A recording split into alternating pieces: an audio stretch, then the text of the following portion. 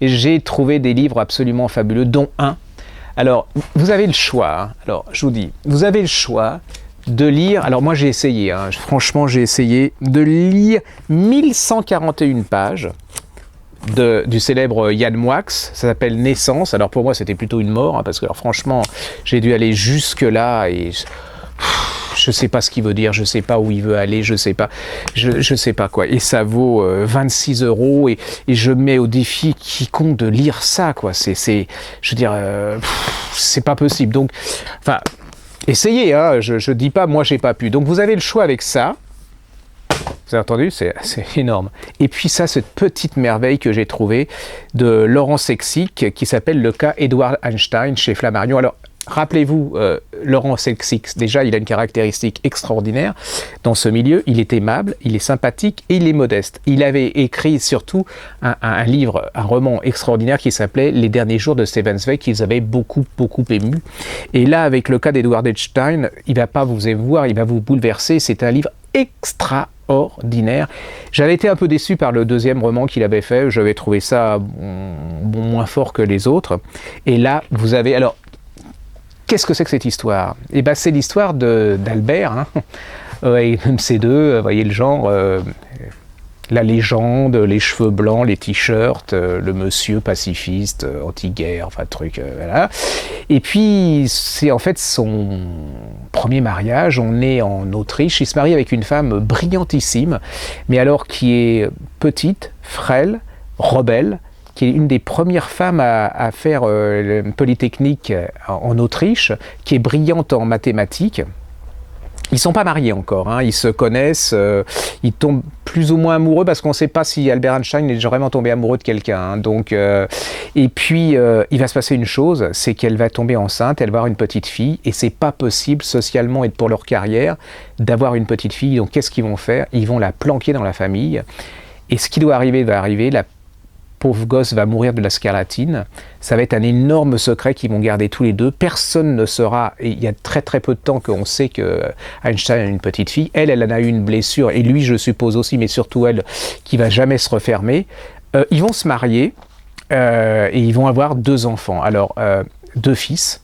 Le premier, il va finir brillant professeur de physique, il va avoir une chaire de physique. Ironie de l'histoire quand même. Il va appartenir à une secte anti-scientifique. Et là, on va tomber encore dans l'horreur, c'est-à-dire qu'il va avoir un petit garçon. Ce petit garçon va être malade. Le grand-père Albert, qui est aux États-Unis à l'époque, le supplie de le faire soigner. Et puis, il ne va pas le faire soigner, il va mourir. Vous voyez déjà la répétition de la chose. Mais là, on est très longtemps après. Donc ça, c'est le premier fils. Ce fils qui va adorer son père, mais qui va le haïr en même temps, parce que c'est une famille où on ne se dit pas qu'on s'aime. Donc, vous voyez, jusqu'au bout, il y a une sorte de haine. Il ne peut pas voir son père semble un peu le mépriser. Je ne vous dis pas comment ça finira. On revient au début. Elle est mariée. Donc elle a ses 2 enfants, et elle a un autre fils qui s'appelle Édouard.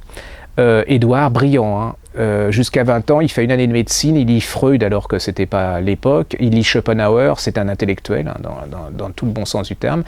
Elle a eu un gros problème aussi que je vous ai pas dit, c'est elle a une luxation de la hanche quand elle était toute petite, donc elle boite, donc on la traite de boiteuse, on la traite de sorcière. Vous voyez, déjà, elle est hyper brillante, intelligente, mais elle porte ça sur ses épaules. Elle a ce fils, et c'est ce fils qui, devant la stature de Einstein, dit un jour, il n'y a pas de place sur Terre pour 2 Einstein.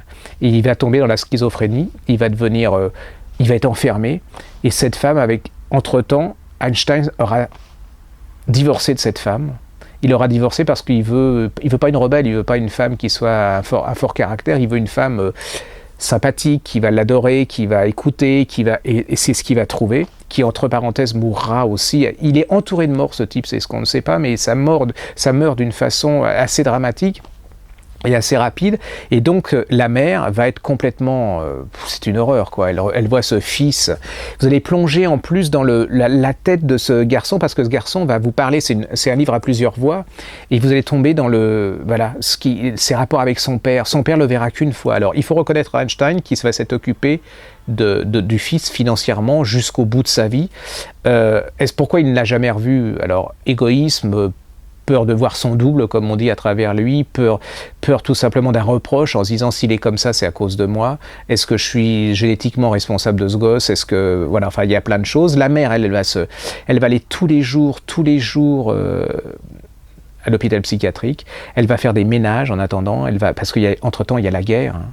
Il y a les nazis, il y a la poursuite, en plus il y a la menace sur le fils, parce que le fils étant schizophrène, il y a cette fameuse loi sur les schizophrènes et sur les handicapés pour les assassiner, pour les intoxiquer, pour les gazer, donc il y a toujours c'est le fils d'Einstein en plus. Donc le gosse, on dit que c'est pas possible, vous êtes pas le fils d'Einstein, Einstein n'a pas de fils, et s'il avait un fils, il serait pas fou. La mère va se battre jusqu'au bout, mais elle souffre le martyre avec sa hanche et tout. Elle va mourir, à mon avis, Alzheimer. Le fils va rester pendant 30 ans dans cet hôpital psychiatrique, le père va s'en occuper. C'est absolument une tragédie familiale, c'est des drames humains, c'est magnifique, c'est pas du tout des magots, c'est pas racoleur, c'est tout en pudeur, il a une sens de la psychologie, on dirait qu'il vous ouvre au scalpel tout le cerveau de ces gens.